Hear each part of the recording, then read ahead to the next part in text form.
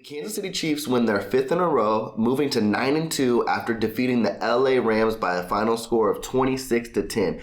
Before we get into my instant reaction, please be sure to subscribe to the channel and like this video, as I'm going to keep you up to date on anything Kansas City Chiefs related that you do not want to miss out on. And without further ado, let's have some fun. Man, so to start off this instant reaction, I think my initial takeaway from this game is it was a weird game all in all. And before I get into it, it's what I expected. All week we hear that Kansas City is going to blow this team out. This is the shell of themselves. They do not look like defending Super Bowl champions with the LA Rams. They're missing a lot of key pieces, even coming into this game. Allen Robinson was another key and active in this game. So on paper, it looked like Kansas City could have won by 50. But if you're a true Kansas City Chiefs fan, if you resonate with Chiefs Kingdom for years and years and years, you know that is not the type of game Kansas City plays. It's very rare we are predicted a blowout and we end up living to that type of hype. But what's also weird is they didn't cover, because at the end of the day, the line went to 16.5 and they won by 16. But they still held a double-digit win, and you would think all is good, but I don't know. That's just not how I'm feeling. It's weird. It's really weird in these type of situations because the defense played very well. The offense, they had their inconsistencies, but they also looked very good too. Mahomes threw for over 300 yards. I think the offense in total had over 400 yards of production. And all in all, it was a very productive day in the office. If anything you wanted to describe this win, it was very businesslike. It was another day in the office. They did what they needed to do. Now we're on to Cincy. But I think one key takeaway that bugged me throughout this whole game, to where this could have easily been a blowout from the get-go, and Kansas City just wasn't capitalizing on themselves. And in these type of games, Kansas City usually defeats themselves before their opponent ever does. And I think the huge takeaway for me was they were 1 for 6 in the red zone when it comes to scoring a touchdown. In the first drive, and it wasn't even in the red zone, but after the Travis Kelce touchdown, it's like they were stood stall, and nothing ever happened again. And we kind of see those tendencies with this Kansas City Chiefs offense, where they click very often and very early, to where they'll score on their first possession, and then it's like, okay, can we keep it going? And sometimes that just doesn't happen. And that was the story of this game too. And now, give it for what it's worth, they still did score points besides one drive where Mahomes threw a very careless interception, which we're not used to seeing. Honestly, it might have been his worst turnover-worthy play this year. He could have honestly ran it in, but I don't know what he was doing. He said it wasn't a no-look pass. It sure as hell looked like it. He said he wanted Kelce, and then he didn't see Kelce open, and he just carelessly threw the football somewhere he shouldn't have. And that's very unfortunate, because Kansas City didn't even get a field goal out of that drive. But maybe Butker's also in a groove too as well now, which is also positive moving forward as well, because it's now 2 weeks in a row where he hasn't missed a kick, and today his leg was called upon heavily. So hopefully Butker is 100%. Hopefully he is the kicker we are used to and accustomed to seeing, because he's looking good out there too. It's been a very inconsistent year, to say the least, for him as well. But if he has turned the corner, he is going to be a key focal point, and he was definitely a key focal point in this game. I think, let alone himself, he scored 14 points. That's more than what the Rams scored in this game. So he is definitely one of your key MVPs in this game. And then if you're going to focus on something that kept Kansas City basically double-digit score ahead of the Rams this whole game, was the defense. The defense looked very impressive, and I know a lot of people won't give it for what it's worth, because the Rams basically had their practice squad out there. But I will give it for what it's worth, because this kid Perkins, yes, he may not be a Matt Stafford where he's going to execute and slice up the secondary and do those type of things, but he is a scary quarterback when it comes to his legs, and he showed that threat, and sometimes Kansas City wasn't able to stop it, and he basically was running wild, and I think that was the only way that kept some of these Rams drives alive, specifically their TD drive too, where when McVay, they were going for it all. It was like 4-down territory, and they were making sure that, hey, we got to get something out of this. And Perkins' legs was heavy on that drive too, and he was actually throwing some very pretty impressive passes.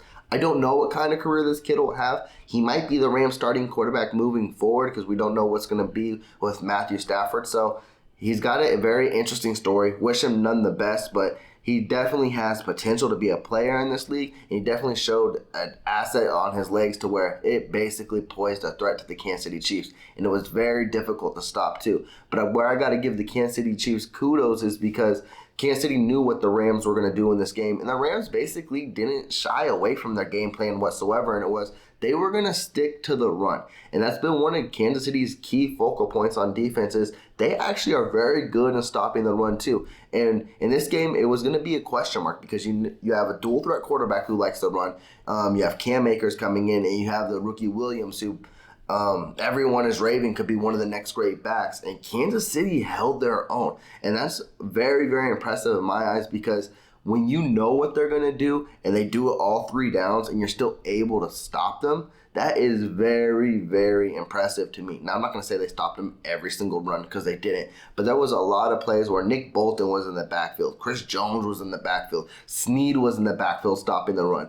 Kansas City stood up to the challenge to say, if you really want to beat us on the run, you're going to have to try to find a different way. Kansas City basically tried to make the Rams throw the ball on them, and the Rams weren't budging whatsoever. And that was basically your storyline in this game because the Rams knew they were kind of limited at the quarterback position because I'm not saying Perkins doesn't know the playbook, but he doesn't know it to the extent where Stafford can execute too. And then you're also missing 2 high-end pieces on the Rams offense with missing a Cooper Kupp and now Allen Robinson too. So the Rams offense was very, very limited. But I will give Sean McVay and company kudos for keeping this basically a competitive game throughout. McVay was doing whatever he could to win this game, going for it on 4th downs, going for it on fake punts too. He was going to make the Kansas City Chiefs' life more difficult, and he did too. And that's what you get from defending Super Bowl champion type of coaches and players. Just because their record is 3-8 doesn't mean McVay is going to put a 3-8 team out there. That's why I knew it was highly unlikely that the Kansas City Chiefs were going to blow this team out. Now, at the end of the day, on paper, yeah, it looks like a blowout. But if you watch the play and you watch the game and you watch what basically happened on the field, they gave Kansas City some disruption to where Kansas City's got to basically tighten up some screws and find a way to execute on some drives moving into Cincinnati. Because specifically in the red zone too, if Kansas City comes into Cincinnati next week and they struggle in the red zone, it's just not going to slide against Cincinnati. Cincy has Kansas City's number too. So Kansas City, which I do believe they're going to be on their P's and Q's and they're going to make sure they dominate the Bengals after 2 unfortunate losses last year. I know Mahomes has that basically in the back of his mind, probably in the front of his mind now since it's Cincy week. He knows, hey, I got to put it all on the line against the Bengals, and the Bengals will probably get key players back in Joe Mixon and Jamar Chase. We already know players love to get healthy when it's Kansas City Chief week. I welcome it. Bring your best, we'll bring our best, and let's see who's the best at the end of the day. But now going back to the Rams too, I do want to focus on the defense as well because Chris Jones, he got his 10th sack of the year. Finally, double-digit sacks on the season. It's his 2nd in his career. He basically has a chance to get 15 and a half too and exceed his career total too. I'm excited to see it. He is playing at a defensive player of the year rate. Very impressive in this game. He was chasing Perkins around through this whole game, and he was stopping the run too. But the guy who had his first overall sack, not sharing with anyone, was George Karlaftis. And he broke that, I think, on the first defensive drive too. Very impressive. He chased down Perkins. I think that was also going to be known by Spags today too as, hey, make this rookie quarterback uncomfortable and see if he can beat us. Now, the Rams didn't give him too many times to do that because the Rams focused on the run. But when he was throwing the ball, there were very rarely where he had comfort. And if he did make plays, but also Kansas City secondary stuck up to the occasion, which we'll speak on that as well. There was one play that kind of bothered me. And I guess it shows the athleticism of Perkins as well. It was basically when Saunders almost had him, and then I think when they ran around, I'm trying to remember who took out Saunders, and then he ran for 15. It's a type of athleticism Perkins has, and I definitely want to give him kudos for that on his first overall start because he can build off that and he can look better moving forward too. But the Chiefs D-line stood to the occasion. The secondary, I believe they did as well.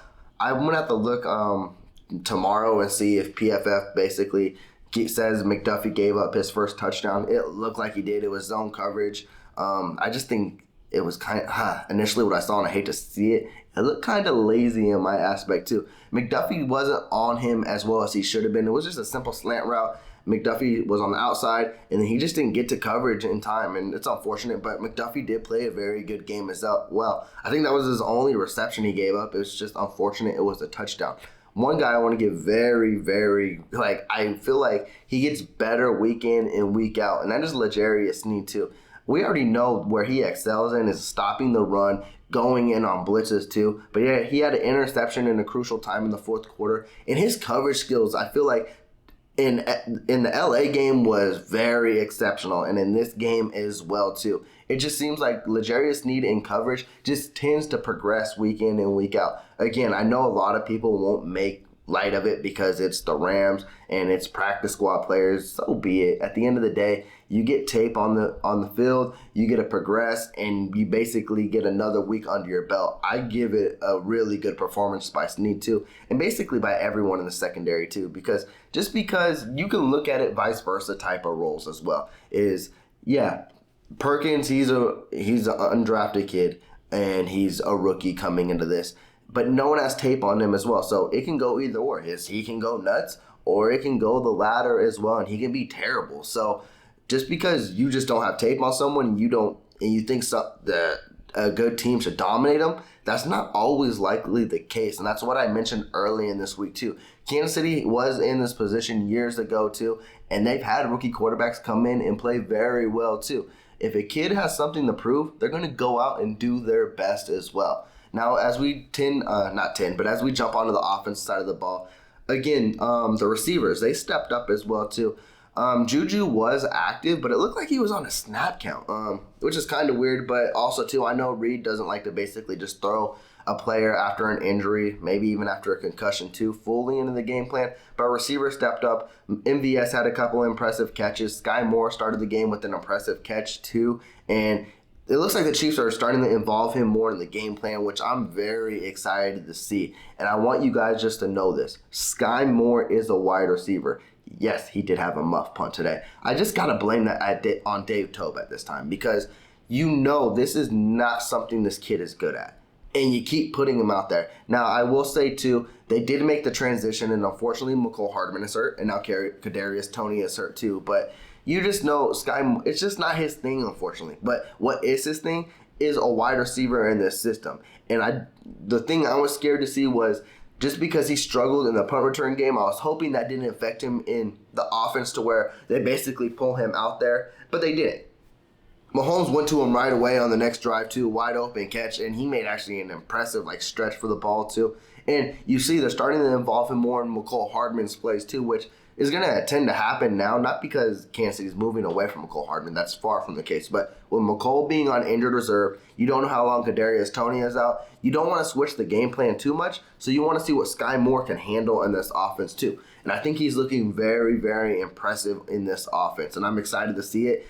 As I mentioned, as his snap count keeps going higher and as he keeps getting the ball thrown more to him, he's going to look very impressive. And it looks like out of this young receiving core, I think it's a toss-up too between Watson and him.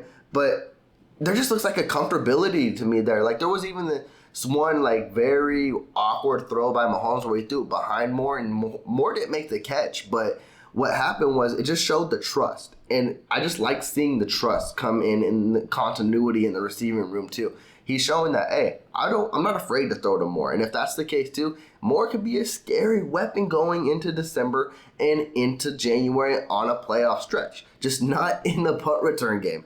Please stop putting him back there, because that was one thing that I mentioned before this game too. If you put Sky Moore back there and special teams ruins this game and makes it close, that would be such an irking thing for me. And it happened on the first punt of the game. Now, they did make the adjustments, and I'm glad they did too. And just keep Watson back there. Watson is a special teams kind of guy. I don't know if he fielded punts in Tampa Bay. Sure as hell it looked like he did, because he didn't step into it. He just let it fall into his hands, and he looked like a punt returner. I don't need him to return a punt. I just need someone to field it cleanly. That's all I need, and I don't care who it is. It just looks like that isn't Moore, unfortunately, but Moore is a wide receiver. So I'm going to need Chiefs Kingdom to stop coming after him and say, oh, he's a bust of a second-round pick. That is far from the case. This kid is a playmaker, and he's going to show it as time keeps evolving too. And now that we're focusing on playmakers, we're going to go to the running back room because Isaiah Pacheco is proving that he is him. Now, if you look at the stat line, it is not that impressive whatsoever. He probably had around 70 yards and a touchdown off of 20 carries. But if you look at what he did on the field, he is a kid that is so hard to stop, and he doesn't go down on first initial contact. And he had multiple runs where he was picking up 5, 6, 9 yards. And that is what this offense needs. This offense doesn't need a top 5 running back. Not saying Pacheco may have the potential to do that or not. We'll have to see what that verdict is down the line. But right now, he's the type of back this offense needs to where they can eat clock, where they can run a couple times and pick up first downs and be effective and have drive killing and have game. How do I want to word that? Well, basically drive killing, see, that doesn't even sound right. We're going to figure this out. But, towards in the fourth quarter, when you need to run the ball and you need to eke the time, and it could be a touchdown lead or a double-digit lead, you need that guy who can pick up first downs. And Pacheco looks like that guy. That's basically what I'm getting at here. And also, too, McKinnon. He is a stud in himself. He's probably the most complete back on this roster. He definitely deserves to see playing time. And also, too, we saw Ronald Jones today. And give it what it may be, he looked really good for someone who hasn't played all season as well. He ran with power, he ran with force, and even ran with speed too when he caught a screen pass, which was very impressive to me because the receiving game is something that I didn't think was in his arsenal. And if that's something he can add to his arsenal, I don't want to jump to conclusions or anything like that, but he's going to have to if he puts up a few more solid weeks, it's going to be hard for Clyde Edwards-Helaire to be active this season again. If Rojo can build off of this type of performance, it's going to be hard to keep him off the field. He didn't look like spectacular. He didn't look like a running back one. No. But he looked like he has a role in this offense too. Off of one game, I know. I'm not sipping the Kool-Aid, basically saying, oh, it's time to get rid of CEH. But if he keeps stacking games on like that, it's just going to be hard to go back to CEH. And you guys know throughout the whole offseason, I've been a huge CEH supporter. But if this is a good rotation moving forward where you have Pacheco, your starter, and McKinnon and Ronald Jones sharing time as your RB number 2, and it's working, you shouldn't mess with it. The only thing that bothered me with Ronald Jones coming in was basically, again, how he comes in. Like, when the game started, too, I think Pacheco had a 9-yard run, and then they rotated Jones in, too. Now, I don't know if that's to save your running back's legs, give him a chance to catch his breath, but after one carry, come on now. I want to see Pacheco get more involved. Have him carry the ball 3, 4, 5 times in a row, wear out that defense and see what happens. I just don't think you can get that kind of consistency when you have Pacheco run twice, and then you bring McKinnon in once, and then you bring Ronald Jones in twice, and then you just rotate that way. Pacheco had a lot of carries today. It's very good too, but you got to watch on how he gets the carries. If it's just one at a time and then you keep rotating out, to me, it's not something I like either, and I think that's where it can affect the stat line for all you fantasy owners. But on field as well, I think it can affect it too because that's basically when the players' juices start flowing when they get to the third, the fourth carry. But when you take them out after the second carry and you just let Ronald Jones go in or you let McKinnon go in, again, there's nothing wrong if it's working. But when it doesn't, it's hard to have a consistent run game. And I think as well, too, what bothered me in this game, too, even though it didn't work on the last red zone drive, was there was plenty of times in the red zone where they were inside the 10, first and goal situations, and Mahomes threw it 3 times.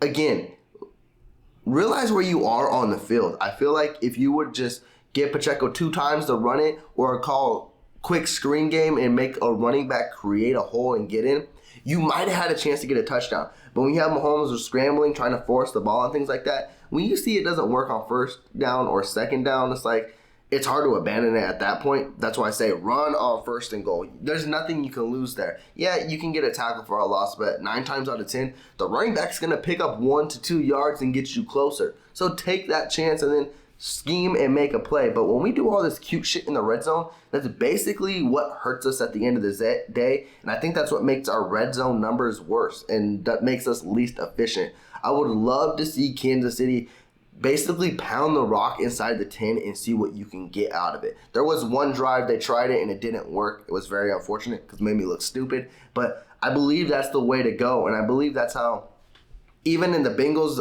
AFC Championship game, and we've seen it down the line prior years as well. When Kansas City abandons the run, specifically when it's in the red zone, they don't score. And then they lose who they are. And then they're a shell of themselves. Kansas City needs to implement the run game, specifically when we get into December and January, because that's the ground and pound months. Not saying Mahomes isn't an MVP material and can't score touchdowns. That's not the case. But if you have a run game paired up with Mahomes, this team will be very, very unstoppable. So I hope to see that in the game plan moving forward. But with that, Chiefs Kingdom, I'm going to close out my instant reaction of this. I don't want to say impressive, but job well done. Another day in the office. They handled the LA Rams at a final score of 26-10. You let me know your initial thoughts of this game and how you're feeling going into Cincy week. This is a huge game. And you can even ask the players in the locker room. This is not going to be another typical Sunday. They lost to this team twice last year. They know they have bad blood against them, and they want to get a W. This is not your typical regular season game. This week will be fun, Chiefs Kingdom, and you know I will have you in tune and in coverage. So with that, please be sure to subscribe to the channel. Please give me that big thumbs up on this video if you did like it. With that, I'm going to check out. Y'all take care. Y'all enjoy the rest of y'all Sunday. Peace.